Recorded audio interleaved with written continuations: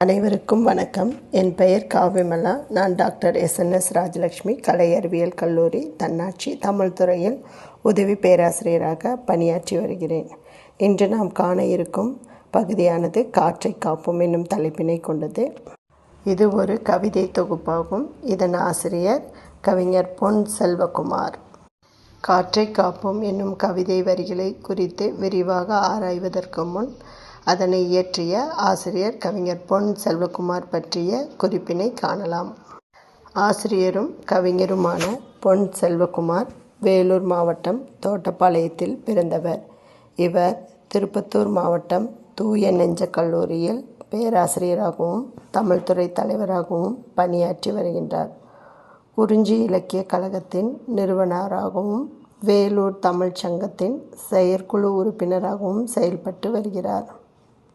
இளம் வயதிலேயே உவமை கவிஞர் சுரதா கொடுத்த ஊக்கத்தால் இவர் பல்வேறு கவிதைகளை சமூகத்திற்கு அளித்து தன்னை ஒரு சிறந்த கவிஞராக வெளிக்காட்டியவர். வெளிச்ச விழுதுகள், உலகியல் பார்வையில் தமிழ் இலக்கியம் போன்ற நூல்கள் இவரது எழுத்தாற்றலை வெளிப்படுத்துகின்றன. இவரது படைப்புகள் பகுத்தறிவு, பொதுவுடைமை போன்றவற்றை வலியுறுத்துவதாக அமைந்துள்ளன. இவருடைய நிலவுக்கு ஒரு மடல் என்னும் நூலிலிருந்து எடுக்கப்பட்ட காற்றை காப்போம் என்னும் இக்கவிதையானது சுற்றுச்சூழல் மாசடையாமல் காக்க எவ்வாறு மனிதர்களாகிய நாம் நடந்து கொள்ள வேண்டும் என்பதை பற்றி எடுத்துரைக்கின்றது. கவிதைக்கு செல்வதற்கு முன் காற்று என்றால் என்ன, அது எவ்வாறு உருவாகிறது, அதன் வேறு பெயர்கள் குறித்து சற்று சிந்திப்போம். பஞ்சபூதங்களில் ஒன்றாக காற்று விளங்குகிறது. இதனை தொல்காப்பியம் நிலம், நீர், தீ, வளி, விசும்போடு ஐந்தும் கலந்த மயக்கம் என்னும் நூற்பாவளி எடுத்துரைக்கின்றது. இவ்வரியில் வரக்கூடிய வளி என்னும் சொல்லானது காற்று என பொருளறியப்படுகிறது. இதன் வேறு பெயர்கள் என்று நோக்கும்போது வளி, காற்று என்றெல்லாம் இன்று அழைக்கப்படுகிறது. அறிவியல் முறைப்படி எத்திசையில் இருந்து வீசுகிறதோ அதற்கேற்றாற்போல் அதற்கு பெயர்கள் உண்டு என்பதும் உள்ளன. காற்று என்றால் என்ன என்று நோக்கும்போது புவியின் மேற்பரப்பில் உள்ள வாயுக்கள் பல கலந்த கலவையே காற்று என அறியப்படுகிறது. இதனை கண்ணால் காண முடியாது, மனிதர்களாகிய நாம் உணர மட்டுமே முடியும்.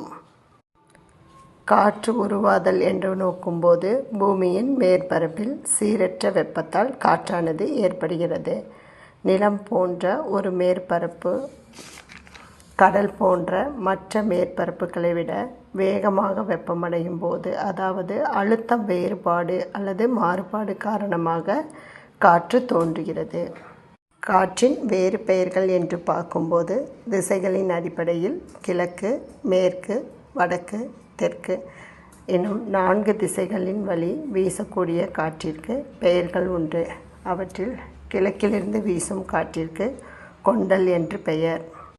மேற்கு திசையில் இருந்து வீசக்கூடிய காற்றிற்கு குடக்கு எனவும், தெற்கு திசையிலிருந்து வீசக்கூடிய காற்றிற்கு தென்றல் எனவும், வடக்கு திசையிலிருந்து வீசக்கூடிய காற்றிற்கு வாடை எனவும் பெயர்கள் உண்டு. இவற்றில் தெற்கு திசையிலிருந்து வீசக்கூடிய காற்றானது தென்றல் என அறியப்படுகிறது. இக்காற்றானது இளவேனில் காலம், அதாவது வசந்த காலத்தில் வீசக்கூடிய காற்று என இலக்கியங்களில் உள்ளன. மேலும் காற்றானது உயிர்காற்று என்று அழைக்கப்படுகிறது. காற்று இல்லையேல் உயிர்களால் வாழ முடியாது. காற்றில் கலந்துள்ள வாயுக்கள் என்று நோக்கும்போது ஆக்சிஜன் மற்றும் கார்பன் டை ஆக்சைடு போன்றவை காற்றில் கலந்துள்ள வாயுக்கள் ஆகும். இவற்றில் ஆக்சிஜனை மரங்கள் வெளிவிட்டு கார்பன் டை ஆக்சைடை எடுத்துக்கொள்கின்றன. மரங்களிலிருந்து வெளிப்படக்கூடிய ஆக்சிஜனை மனித உயிர்கள் எடுத்துக்கொண்டு கார்பன் டை ஆக்சைடை வெளிவிடுகின்றன. இவ்வாறு உயிர்கள் வாழ தேவையான அடிப்படையான காற்று, அந்த காற்றினை எவ்வாறு காப்பாற்றுவது, இதனை குறித்த செய்திகளை ஆசிரியர் பொன் செல்வகுமார் இயற்றிய கவிதைகள் வரி காணலாம். இக்கவிதையானது காற்றின் முக்கியத்துவத்தை உணர்த்துவதோடு சுற்றுச்சூழல் சுற்றுச்சூழலை எவ்வாறு பாதுகாப்பது மற்றும் சூழலியல் சார்ந்த விழுமியங்களை மனிதர்கள் உணர்ந்து கொள்வதை உணர்த்துகிறது.